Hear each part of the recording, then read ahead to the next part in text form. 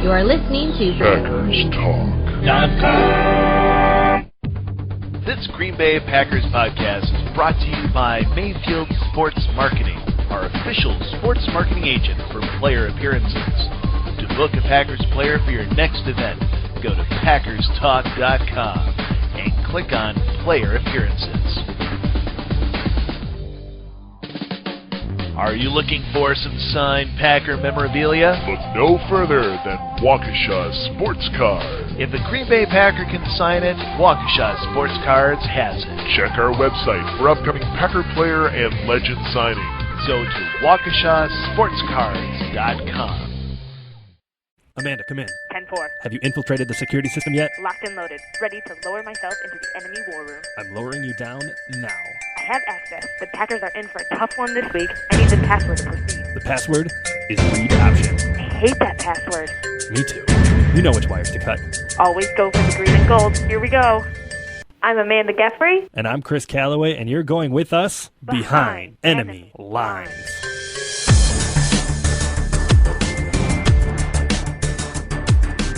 Welcome to another week of Packers football and Behind Enemy Lines, a podcast hosted through PackersTalk.com.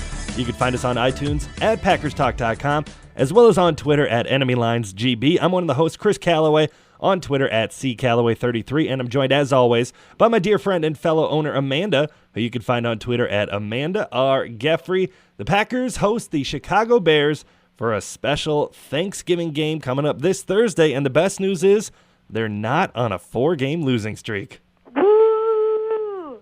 That's awesome. Right? I mean, look at how much happier we sound. Yeah, it was pretty low after that Detroit game, and you necessarily, probably in particular, weren't as optimistic as some others, but maybe you just need to start predicting losses every week, right? I think that might be something to do with it. So are the Packers going to lose by like 35 to the Bears, or what's going to happen? I don't know, man. We'll get to that in a bit. Cutler becomes elite. We'll get to that in a bit. Let's start with what happened on Sunday. Is it of your opinion that every member of the Packers player should wear a hoodie on Thursday? You know, it took me a while. Like, I was like, what does he have on his neck? Like, what is James Jones wearing? Is that a brace? Like, is his neck injured? Can you even play football if your neck is injured? And then finally there was like a close-up of him, and I was like, Aaron, I think he's wearing a hoodie sweatshirt. I was like, can you do that in the NFL? Is that legal? Is he going to get fined for that? But yeah, I mean, maybe. It seemed to be working well for him. I was worried he was going to get like choked and like tackled by his hood, but... Well, honestly, I was like, can't be any worse than if you have your hair ripped out of your scalp. I mean, I was thinking, like, if you're getting your hair pulled on, like dreadlocks, you're like getting pulled down, whereas like your hood is against your neck, but... I don't know. That was kind of morbid, but... He decided he was going to risk it anyway. He played well with it. 6 catches for 109 yards and a beautiful touchdown catch in the corner of the end zone. I mean, the offense was clicking much better than it had. The defense, probably one of their best games all season. Oh, yeah. And then the special teams as well came to play. Mason Crosby with kick after kick in pretty tough conditions. Yeah, he was in the zone. Right. Oh, well, I wasn't necessarily happy they were settling for field goals instead of touchdowns, but still pretty good.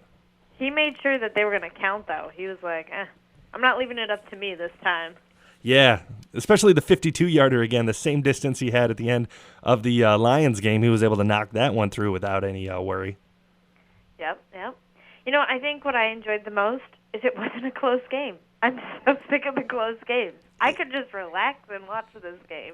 I mean, I wasn't necessarily really worried at any juncture of the game. When Adrian Peterson punched that in, I was like, okay, this is a little bit more interesting now, but it was good to see the Packers respond really at every juncture. And speaking of Adrian Peterson, he had nothing to do on Sunday. No. He was I don't know. Just human. chilling. He was human. He was very much human for Sunday's game. And, I mean, it's funny. You win the war in the trenches. They did some excellent pass blocking and run blocking. They opened holes for Eddie Lacy. He got to 100 yards. And then on the defensive side of the ball, you put some pressure on the quarterback, you pick up a couple of sacks, and you win by 2 touchdowns. I mean, it's not necessarily rocket science. Yeah, You know what? I do have to say that Teddy Bridgewater, he's a tough son of a gun. Yeah. This isn't the first game that he's gotten beat up on, but I'm like, holy cow, how are you still alive? Yeah, I mean, he's taken his fair share of hits over the course of the season. So, health long term, it's a little bit to worry about. But he's the real deal. I mean, I'm excited that there's going to be lots of Minnesota, Green Bay, Aaron Rodgers, Teddy Bridgewater showdowns in the future, and I'm happy that the Packers got this one because, you and I were both fairly worried last week. We definitely, I was not feeling super positive. Well, you know what? It seemed like our offense, it wasn't perfect. There was still some, miscommunication between Rodgers and some of the receivers, but I think overall you could tell that they had addressed some of those issues, and that made me feel a lot better.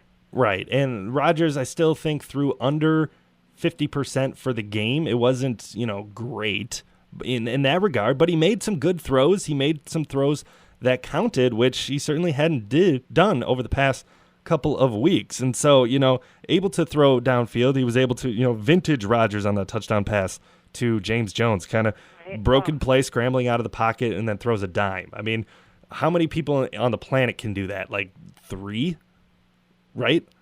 Maybe. And, that was great and all, but I feel like it was all set up because Eddie Lacy kind of came back to form. Oh, yeah. It was nice to see him back in the game. I think I've made the point about him and, my ideal Eddie Lacy game, 20 times on this podcast. But, ideally for Eddie Lacy, 20 carries, 100 yards, and a touchdown is, the perfect Eddie Lacy game. He had 22 carries for 100 yards, didn't quite get in the end zone, but still, they gave him enough carries. He gave the yardage back that they needed, and that just provided the right amount of balance in the offense. And look what happens. Yeah, no, Minnesota felt his presence. I think that was a for sure thing. Mm-hmm. They had to respect him. They had to account for him, and just that little bit of respect they had to give to Lacy takes away the respect that they have to give to Rodgers, and he's able to do his thing. Right. No, so true. I think my favorite play was probably when they went for the 2-point conversion. Oh, I the just like that pass. They were like, you know what? Let's do this. We're not gonna just settle for the extra point. We're gonna go in here and make a statement. Right, they and did. It was taking it from a 12-point game to a 14-point game, and it was the right move. But that was almost a play that would fit more on Thursday night with Brett Favre in attendance. Kind of I don't know if that was exactly how it was designed, but it felt very Favre-esque in the way he kind of did the option pitch up the middle to James Jones. Yep, and I loved it. Loved every second of it. Are you ready for Brett Favre to come back on Thursday night? I think so. Why not? I don't know. I mean, we haven't really talked about it all that much, but it's going to be interesting. I really, really hope Bart Starr can be there, to have kind of the trio of them there. But I hope it's universal applause at Lambeau. I think it will be. I mean, there's probably going to be some dumb people that, still can't get over the fact that, he did what he did. But time heals all wounds, and it's good to have him back in the fold, right? Yeah, no, I definitely agree with that. And I think that, you can't erase history and what he was to this organization. Mm-hmm. And I think what perfect game to remember him at other than a Thanksgiving game against the Chicago Bears. I mean, it's like classic setup where you would commemorate his legacy with Aaron Rodgers playing on the field and hopefully Bart Starr there to support him. I mean, it's like the quarterback gods have got to be on our side. It's certainly something to be thankful for over the history of the Packers organization. I mean, there's hardly anybody that can say that they've able to have the run of quarterbacks that the Packers have. But, bringing it back to number 12, obviously his level of play kind of dictates where the Packers are at. And now it's 7-3, back in first place in the division. Does that kind of make you more at ease about what happened the past 3 weeks before? Or do you kind of like, okay, that was nice, but I got to see him do it again? Well, I think for multiple reasons I feel better. One, they seem to have addressed some of the issues that they were seeing before. I mean, they're still not perfect, and I still think that there's more that they need to do. Two, I think, I wouldn't feel better if they were playing Detroit again and they beat Detroit. Like, Detroit's not that good of a team, but I think Minnesota, they've played pretty decent this year. They're not elite by any standards, but they're going to be a playoff team, though. They'll be there in the end. And so that makes me feel good that they beat Minnesota, and they beat them in Minnesota. Mm-hmm. I think that was huge, too. They were focused. They seemed ready to go. I thought our defense looked really great. I thought our defense probably could have gone up against some of the best offenses in the league. I mean, of course, it's always a different game, but if you can shut down Adrian Peterson, that's huge. I don't know. I feel better. I think that they can't lose sight of that, and I still think the offense probably needs to make a few more tweaks. It was great to see Eddie Lacy back, but keep him consistent is going to be key. And part of that is keeping them healthy, which, of course, they're still struggling with. Yesterday morning, my roommate, who's an avid Vikings fan, tweeted out the fact that Aaron Rodgers hasn't won on the road against a winning team since December of 2012, 0-10 since. Well, Dave, they came back to throw that stat in your face with a big 30-13 win over the Vikings. So Aaron Rodgers kind of getting that little bit of a monkey off his back a little bit, and I think, if they can get to 8-3 with a big win at home, setting up that rematch with the Lions a week from now, people are going to be pretty happy in Titletown once again. Oh, I think so. I think people kind of lost their minds a little bit, and maybe me included. But, I still think that Arizona is going to be a tough game, and man, even Dallas, they might be able to correct some things and go on a winning streak here, and I would hate it if they won while I was there. So hopefully they're prepared for Mr. Romo. Well, that's down the road. That's a few weeks from now. Let's bring it back to this week, however. Thanksgiving night, Packers versus Bears. I got to stay awake. I'm going to take a good old nap that afternoon, but I don't know. This is my favorite day of the year. It's certainly up there for me as well. So let's bring it back to Thursday. Let's bring in our guest. All right, sounds good.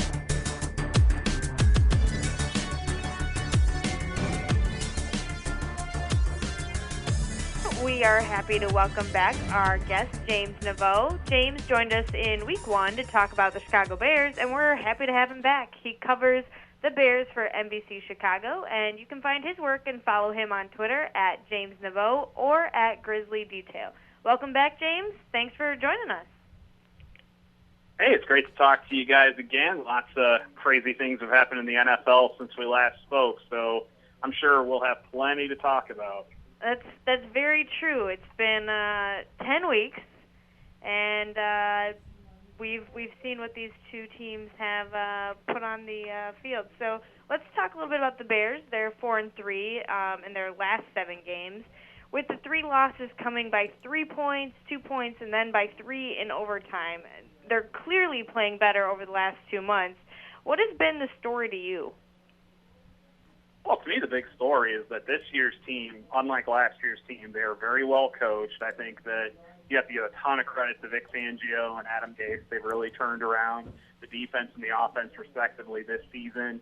Even with the state of injuries they've been dealing with, they've had to deal without Alshon Jeffrey quite a bit this season. Haven't had Matt Forte a lot lately. Even with all those injuries to some very key guys, this team has still been able to kind of piece things together really well. And I think it's a big testament not only to the quality of the players themselves, how well guys like Jay Cutler have played, but also the coaching staff kind of putting in a system that kind of allows these different pieces to succeed. So getting into that coaching a little bit more, I mean, we talked before week one, you were excited to have those guys, John Fox, Adam Gase, Vic Fangio, amongst others on staff. Or maybe it was just you were happy to be rid of Mark Trestman. I don't remember exactly. But, getting back into that, I mean, what do you see, week to week that makes you happy that these guys are a part of the Bears organization? It just seems to me like they actually make adjustments. Unlike Mark Trestman's coaching staff last year that basically continuously tried to put round objects in square holes. It was really kind of frustrating to watch, just the complete lack of imagination, lack of creativity, lack of ability to adjust. This season it's completely different. Each week you can tell that Adam Gase works really hard to put in a blueprint for a game plan that should work. And obviously this week against the Broncos, the Bears offense did struggle a little bit, but when you're missing two of your best pass catchers and your best running back and you're going up against the best defense in the NFL, I feel like anybody's going to look, somewhat silly. But at the same time, I feel like the Bears largely avoided a lot of the mistakes they would have made last year and frankly gave themselves a chance to win that game right up until the end. So I think that's the big difference to me, is that it's not necessarily a matter of having more talented personnel on the field. It seems like it's a matter of being able to make those in-game and week-to-week adjustments. Well, winning against the Broncos certainly would have been a huge plus, but the Bears are still not completely out of the hunt. I know on NBC Chicago you wrote that their playoff hopes may be frozen, but with a manageable schedule the rest of the way. I mean, is there any optimism in Chicago that this might not be a lost season?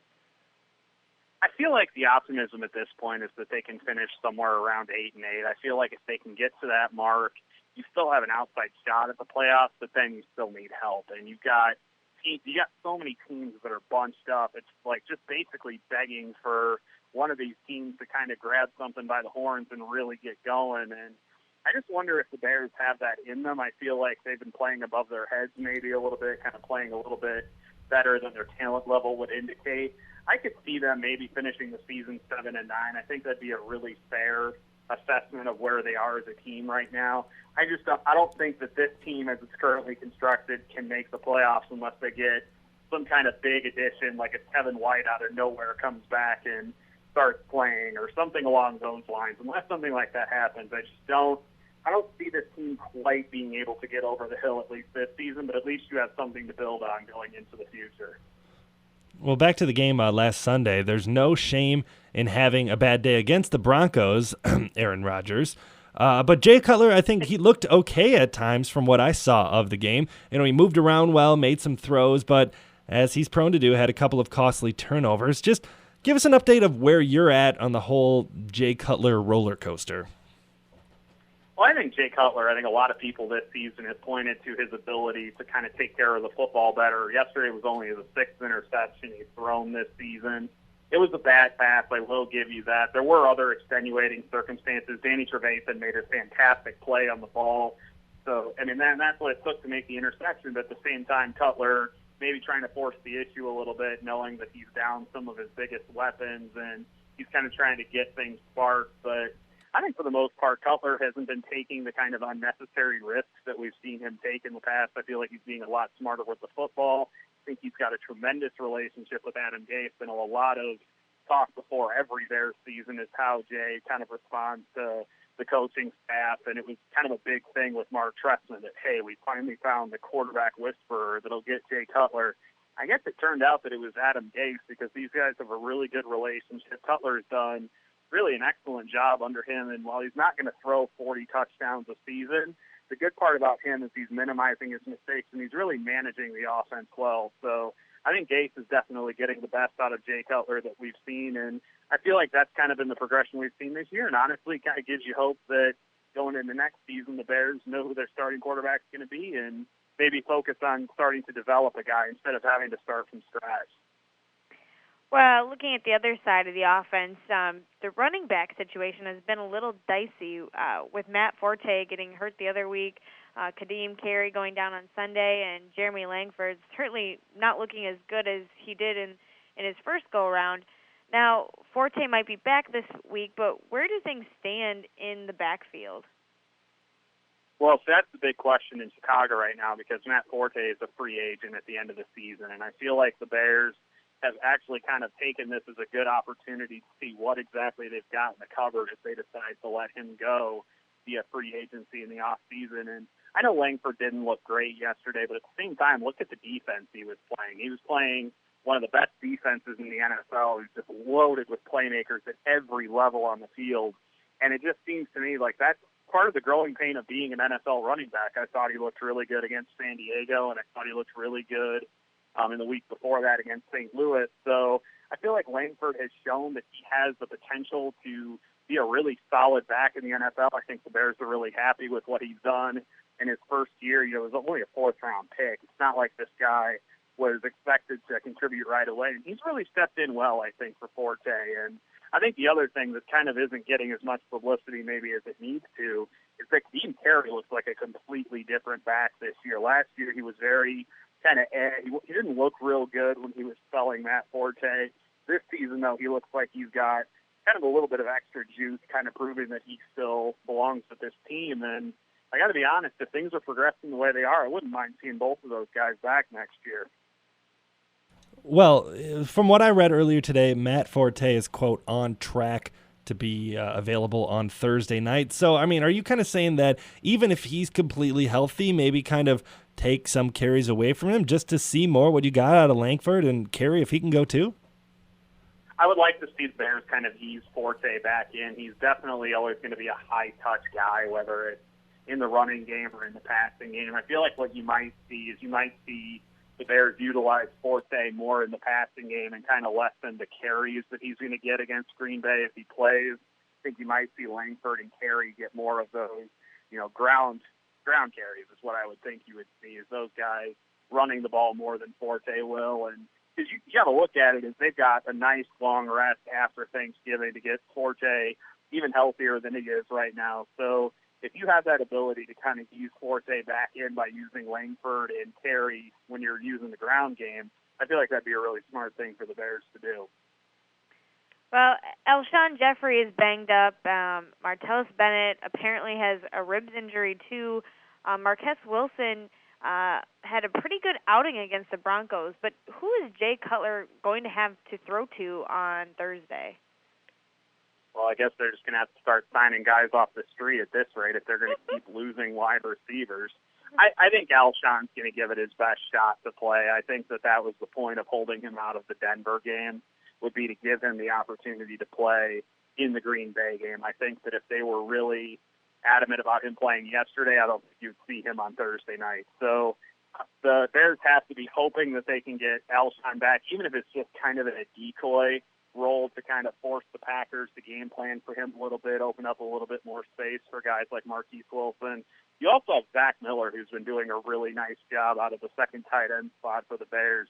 Definitely been to the detriment of Martellus Bennett's targets and catches, much to the chagrin of his fantasy football owners. But Miller has definitely emerged the last few weeks as a really good target for Cutler. He clearly likes throwing to him. He's been finding him open a lot. So I feel like even if a guy like Jeffrey can't play again, or even if Bennett's a little bit banged up, I still feel like Cutler has enough comfort with some of the weapons that he's been using, guys like Wilson, guys like Josh Bellamy, who also had a couple of really nice catches yesterday. He's definitely shown some good chemistry with those guys, and I think that would definitely help going up against Green Bay. Well, flipping things to the other side of the ball, I saw a report that the Bears have struggled on their opening drive as of recent. And you saw that with Brock Osweiler driving for a touchdown against them this past weekend to start the game. But what have you seen early in games that maybe allows them to be susceptible to getting down early? Blown assignments, pure and simple, whether it's a guy not filling in a gap that he's supposed to on a run play, or switching at the line of scrimmage from a zone defense to a man, like what happened yesterday on the Demaryius Thomas touchdown. It feels like the Bears maybe need kind of like that slap of cold water in the face to kind of wake them up on defense. It's been the story of the last 3 weeks. They looked awful on that first drive. All the fans on Twitter begin to freak out. Whoa, this is the Bears defense we've been waiting for. And then suddenly the Bears clamp down and they settle in and really start to play good, solid defense. And you've seen that repeatedly. You've seen guys like Shane McClellan, he'll blow a coverage here and there, but then he'll have a good couple of series in a row. He'll make some big plays. You have Adrian Amos, who has been a revelation as a fifth-round pick at safety. He's been excellent for the Bears this season. Kyle Fuller's had a couple of solid games lately. I mean, all of these defensive players, you've had these miscues on the first drive of games, but once you get past that, once you go down 7-0, it's never ideal, but at the same time, you've seen the response, and I don't think that's something you would have seen under Mark Trestman and Mel Tucker last season. Pernell McPhee has meant a lot to this defense, but, I mean, he's been banged up quite a bit too, and he spent a good portion of the game on Sunday against Denver with his knee iced up. It's already a struggling unit anyways, but what are the Bears going to do if McPhee is limited again with a short week coming up? Well, you got to try to get pressure on Aaron Rodgers somehow. You have to probably dial up some linebacker blitzes, maybe occasionally get a safety involved there. Because I'm sure you guys know, having watched Aaron Rodgers for many years now, that if you give him any time to get settled in the pocket and find a receiver, he's going to do it. He makes some of the most ridiculous throws look even routine. The throw to James Jones yesterday was a good example. I thought that him finding him in the corner of the end zone like that was just a perfect strike. It was just an unreal ball that not many quarterbacks in this league can complete. And that's what you got to worry about with Aaron Rodgers. If you allow him to continue to stay upright on a regular basis, he's going to pick you apart, and especially a secondary like the Bears that, while it's looked better recently, it's still not outstanding. Well, I mean, staying with the defense then, I saw Bruce Gaston get a sack in the game against the Broncos. He was the guy that I liked in his brief stint with the Packers earlier this season. But are there any other guys like that, some unheralded guys that you've kind of seen and liked what they've done defensively through the first 10 games this season? Willie Young has looked really good lately, especially. He's been coming around really nicely. Originally really hated the idea of shifting to outside linebacker in the 3-4 defense. He excelled last season as a 4-3 defensive end, and you weren't really sure where he was going to fit in the mix this season. But he's actually turned his game around really nicely, and I feel like with a guy like Pernell McPhee limited, that's a guy you could potentially see make an impact. You might see Sam Osho make a bit of an impact as well. He's had a solid year at the linebacker position. And then I already mentioned Adrian Amos. I feel like that guy always hits so hard. Like every time you see him near an offensive player, you just hear the pop of his shoulder pads hitting him. And it's not something the Bears have had recently, that hard-hitting safety over the middle that kind of makes the wide receiver look over his shoulder a little bit before he catches the ball. So I feel like those three guys, if McPhee is struggling, I feel like those kind of guys are going to be absolutely critical if the Bears are going to win on Thursday. Well, it's going to be a short week. Not only is it a Thanksgiving primetime game, but it's also the game where the Packers will retire Brett Favre's jersey. So it's going to be quite the atmosphere at Lambeau. How do you see this game going? Well, I think in any Thursday night game, you automatically have to kind of favor the home team just because that's what history has really shown us. They have an advantage. I know it's not a really long, traveling time from Chicago to Green Bay, but at the same time, you add in the fact that it's a short week, not much preparation time. Couple that with the fact that it's Brett Favre night, and it's going to be a really emotional night at Lambeau Field. I think that you might see the Packers maybe a little bit too overexcited at the beginning of the game. Might see that just a touch, but I think ultimately what ends up happening is the Packers are going to get some pretty good momentum out of that Minnesota game, and I would expect them to probably come out on top in the game just because they've got the home field advantage and because you've got Aaron Rodgers kind of finding his groove a little bit against a team that up until this week had looked really good on defense. So I feel like that was a big statement win by the Packers this week, and I think they're going to be looking to carry that momentum into Thursday night. So what kind of game then are you expecting? Do you think it'll be a little bit high scoring, or do you think it'll be closer, maybe in the teens or 20s somewhere? Or how do you see, kind of prediction-wise this shaking out? I think the defenses tend to have a little bit of an advantage in the Thursday night games just because the game planning is so condensed. So I think it'll be a little bit more of a defensive tone to it than you would probably anticipate with these two teams.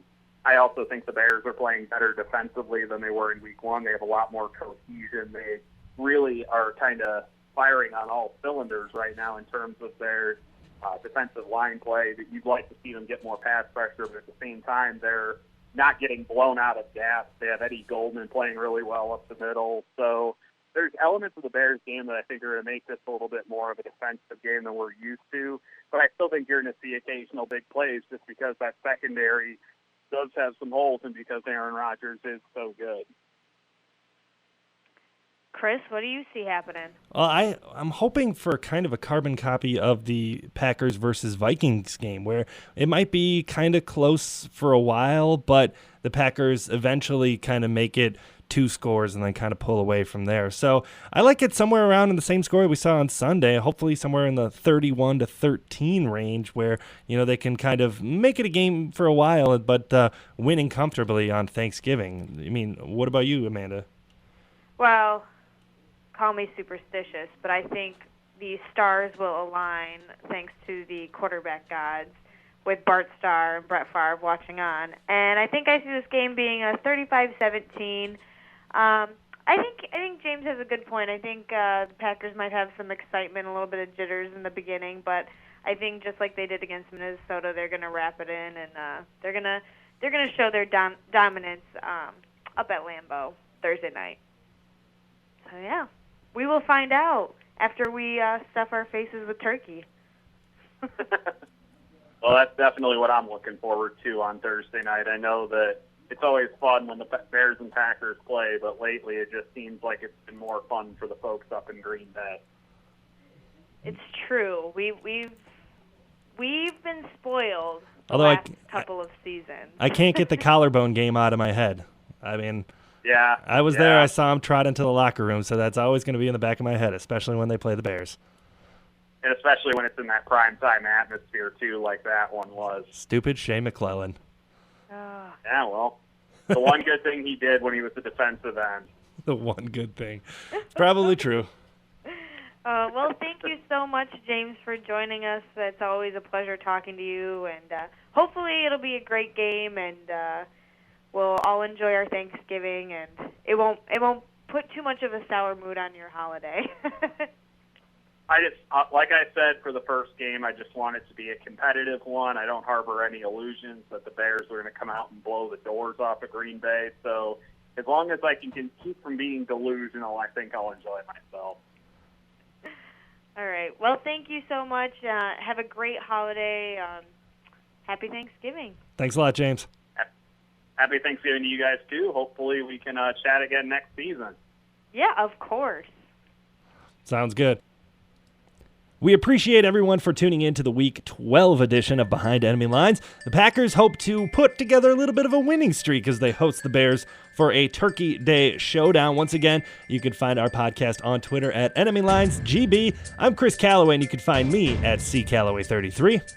And I'm Amanda Geffre. You can find me at Amanda R. Geffre. Thank you to our guest, James Neveau, for joining us. You can find him on Twitter at James Neveau. Remember, check out all of our podcasts on PackersTalk.com and follow Behind Enemy Lines on Twitter at EnemyLinesGB. To all of our listeners, we hope you have a wonderful Thanksgiving. Until next time, go Pack, go! This Green Bay Packers podcast is brought to you by Mayfield Sports Marketing, our official sports marketing agent for player appearances. To book a Packers player for your next event, go to PackersTalk.com and click on Player Appearances. Are you looking for some signed Packer memorabilia? Look no further than Waukesha Sports Card. If the Green Bay Packer can sign it, Waukesha Sports Cards has it. Check our website for upcoming Packer player and legend signings. Go to WaukeshaSportsCards.com.